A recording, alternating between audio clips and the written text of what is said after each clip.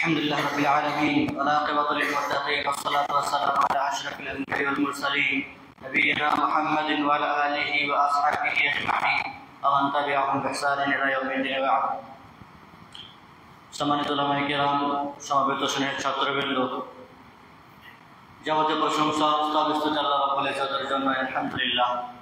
তারপর মহানবী সাল্লাল্লাহু আলাইহি ওয়াসাল্লামের উপর সালাত ও সালাম তার দরুদ নাযিল হোক। আল্লাহুম্মা আমিন। আল্লাহুম্মা সাল্লি আলাইহি ওয়া বারিক আলাইহি। আজকের আমাদের মাহে রমজানের এই ধারাবাহিকতার দার্সে পর্বে যে বিষয়টি নিয়ে আলোচিত হবে সেটি হচ্ছে কাজা রোজা আদায় করার সময় যদি আমাদের মধ্যে কারো রোজা কাজা হয়ে যায়, অসুস্থতার কারণে, সফরের কারণে, তাহলে সেই ক্ষেত্রে আমরা কখন সেটিকে আদায় করব, আদায় করার সময় কখন হবে। উলামায়ে কিরাম এই বিষয়ে একমত যে কোনো মানুষ যদি শরীয়তসম্মত কারণে তার রমাদানের রোজা ছুটে যায়, ভেঙে যায়, তাহলে পরবর্তী রমাদান আসার আগেই তাকে আদায় করে নিতে হবে, সেটি ওয়াজিব তার জন্য। কাজা আদায় করার ক্ষেত্রে কোনো রকমের দেরি করা চলবে না, বিলম্ব করা চলবে না, দ্রুত ব্যবস্থা নিতে হবে সেটি। এবং যত দ্রুত সে কাজাটা আদায় করতে পারবে ততই সে তার জিম্মাতে যা ছিল সেটি তার জন্য উত্তম হবে এবং জিম্মা মুক্ত হবে। এ বিষয়ে সহিহ বুখারী ও সহিহ মুসলিমে বর্ণিত রাসূলুল্লাহ সাল্লাল্লাহু আলাইহি ওয়াসাল্লাম তিনি বলছেন, আয়েশা রাদিয়াল্লাহু তাআলা হাদিসটি বর্ণনা করেছেন, তিনি বলছেন, কানা ইয়াকুনু আলাইহি সাওমু মিন রমাদান ফামাস্তাতিউ আন আqdiyahu ইল্লা ফি শাবান ওয়া যালিকা লিমা কানা রাসূলুল্লাহ সাল্লাল্লাহু আলাইহি ওয়াসাল্লাম। আমার উপরে রমাদানের যে রোজাগুলো বাকি থাকতো, আয়েশা রাদিয়াল্লাহু তাআলা বলছেন, ঋতুর কারণে, মাসিকের কারণে যে রমাদানের রোজাগুলো ছুটে যেত সেগুলি আমরা আগামী রমাদান আসার আগেই শাবান মাসের মধ্যেই কমপ্লিট করে নিতাম। আর আমি রাসূলুল্লাহ সাল্লাল্লাহু আলাইহি ওয়াসাল্লামের খিদমতে নিয়োজিত থাকার কারণে এগুলো আমার জন্য রমাদানে হতো না, ফলে আগামী শাবান মাসের মধ্যেই কমপ্লিট করে নিতাম। তাহলে বোঝা যাচ্ছে এই বোঝা রাখা যায় যদি কারো 7-8টা রোজা ছুটে যায়, তাহলে পরবর্তী রমাদান আসার আগে পর্যন্ত তার কাছে সময় থাকছে, হতে পারে টানা সাত হতে পারে, দুটো তার কাছে অফার বা সময় থাকছে।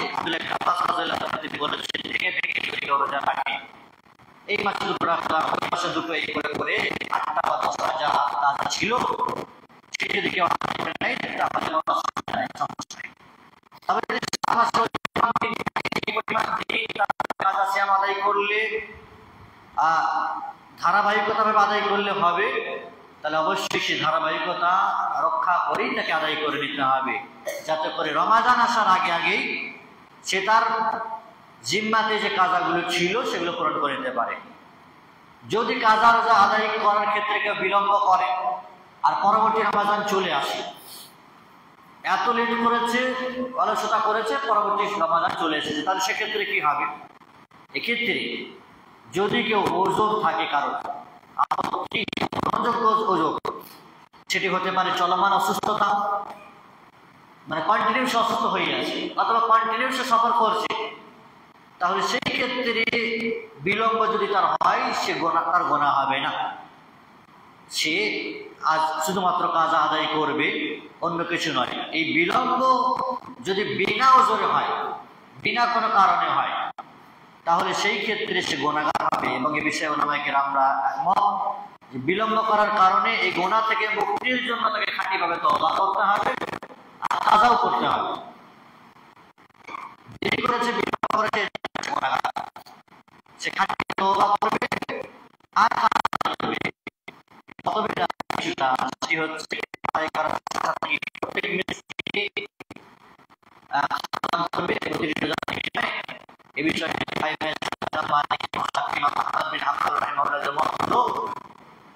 সে তওবা করবে,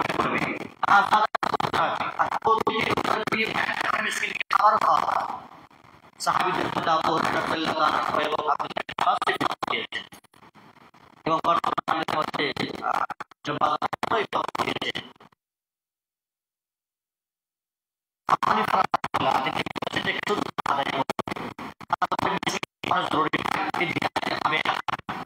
আল্লাহ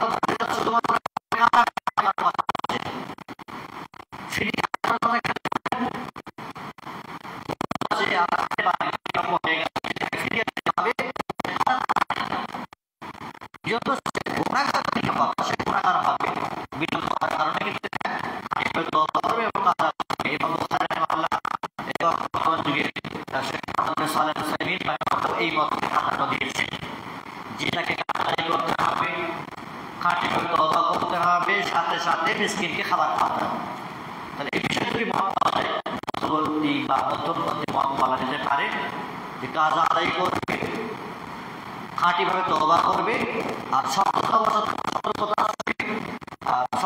খাতিরে যদি সে একটা মিসকিনকে খাবার খাওয়ায় তাহলে এটি উত্তম বলা যেতে পারে। আল্লাহ আলাম।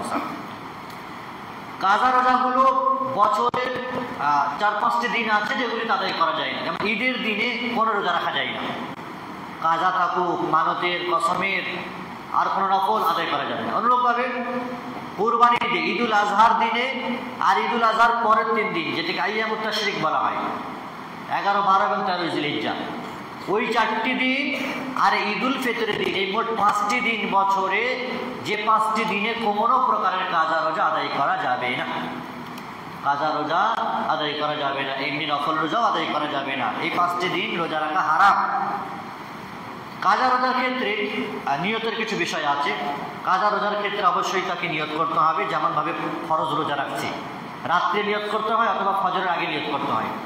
ঠিক অনুরূপভাবে যখন সে কাজা আদায় করবে রমাদান চলে গেলে, সে রাত্রি অথবা ফজরের পূর্বে কাজা রোজার নিয়ত করবে, কেননা মূল ইবাদতের নিয়ত যেভাবে হয় কাজার ক্ষেত্রেও সেভাবেই নিয়ত হবে, আর এটি ফজরের পূর্বে করলেই যথেষ্ট হবে। কোনো মানুষ যদি রমাদানের কাজা রোজা সে আশুরার দিনে রাখে, মুহররম মাসের যে আশুরা 10 তারিখ সেই দিনে রাখে, অথবা কেউ যদি আরাফাতের দিনে রাখে, অথবা কেউ যদি সোমবার এবং বৃহস্পতিবারে রোজা রাখে কাজা রোজাগুলো, তাহলে সেই ব্যক্তি ফরজ রোজার নিয়ত করে রোজা রাখবে, ফরজ রোজারও নেকি পাবে আর এই নফলের দরুনও নেকি পাবে, উভয়টিরই সওয়াব সে পাবে। কিন্তু নিয়ত তার হবে ফরজ রোজা। ফরজ রোজা নিয়ত করে রাখলে সে আশুরারও নেকি পাবে, আরাফার দিনে রাখলে আরাফারও নেকি পাচ্ছে, ফরজ রোজারও নেকি পাচ্ছে। তাহলে ফরজ এবং নফল উভয় ইবাদতটা একত্রিতভাবে সে পাবে, তবে অন্তরে নিয়তটা কাজা রোজার হবে, নফলের নয়। শেখ ইবনে উসাইমিন রাহিমাহুল্লাহ তিনি বলেছেন, কোনো মানুষ যদি আরাফাতের দিনে রোজা রাখে, আশুরার দিনে রমাদানে কাজা রোজা রাখে নিয়ত করে, তাহলে তার রোজা বিশুদ্ধ হবে, ফরজ এবং নফল দুটোরই সে সওয়াব পাবে। রোজা করার সময় যদি কেউ নফলের নিয়ত করে ফেলে, পরে ফরজের কথা ভাবছে, তাহলে কিন্তু ফরজ আদায় হবে না, সে শুধুমাত্র নফলেরই নেকি পাবে, ফরজ তার আদায় হবে না। রমাদানের কাজা রোজা যদি কেউ কাফারা বা মানতের রোজা নিয়ত সংযুক্ত করে, তাহলে সেটাও জায়েজ হবে না। রমাদানের ফরজ রোজা আছে আর মানত মেনেছে বা কসম কেটেছিল, তার কাফারা দিতে হবে, দুটো রোজাকে একত্রিত হবে যদি কেউ রাখে, তাহলে সেটা বিশুদ্ধ বা জায়েজ হবে না, কেননা উভয়টাই ফরজ। দুটি ফরজ ইবাদত একত্রিত হবে, সংযুক্ত করা যাবে না। রমাদানের ফরজ রোজা আবার কাফারা বা মানতের রোজা, সেটিও ফরজ, দুই ফরজ একত্রিত হবে না।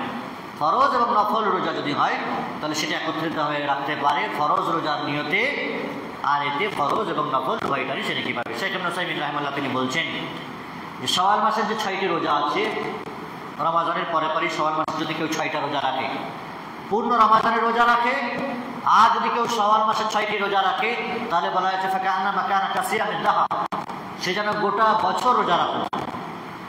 তাহলে পূর্ণ রমাদানের রোজা রাখবে, আর এর পরবর্তী শাওয়াল মাসের 6টি রোজা রাখলে তবে সে সারা বছর নেকি পাবে। কিন্তু যদি কেউ রমাদানের রোজা পূর্ণ না করে, সম্পূর্ণ না করে, তাহলে তার জন্য ওয়াজিব হচ্ছে আগে রমাদানের রোজা সম্পন্ন করবে, কেননা রাসূলুল্লাহ সাল্লাল্লাহু আলাইহি ওয়াসাল্লাম তিনি বলেছেন, রমাদানের রোজা সম্পন্ন করার পরে শাওয়ালের রোজা রাখলে তবেই সে সারা বছরের রোজার সওয়াব পাবে। যার রমাদানের রোজা বাকি আছে, যতক্ষণ না সে রমাদানের কাজাটা আদায় করছে, ততক্ষণ বলা যাবে না যে রমাদানের সম্পূর্ণ রোজা সে রেখেছে। এই জন্য কাজা রোজাগুলোর যে নিয়ম আছে সেটি আমরা নফল রোজার সাথে রাখতে পারি, নফল রোজার দিনে রাখতে পারি, কিন্তু ফরজ রোজার নিয়ম রাখলে দুটোরই নেকি আমরা পেতে পারবো। কিন্তু ফরজ রোজার সাথে কাফারা বা মানতের রোজার একসাথে সংযুক্ত করলে সেটি জায়েজ হবে।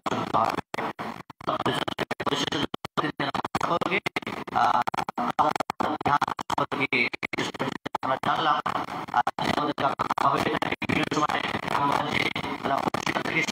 শোনানো, জানানো এবং সেগুলি মানা আমাদের জন্য জরুরি। তুলতে পারবো খাঁটি তওবা করে, এবং দায়মুক্ত হতে পারবো এবং জিম্মামুক্ত হতে পারবো। আল্লাহ রাব্বুল ইজ্জত যেন আমাদের সকলকে পূর্ণভাবে রমাদানের রোজা রাখার তৌফিক দান করেন। আমিন। সাল্লাল্লাহু আলা নবিয়িনা মুহাম্মাদিন ওয়া আলিহি ওয়া সাহবিহি আজমাইন। আসসালামু আলাইকুম।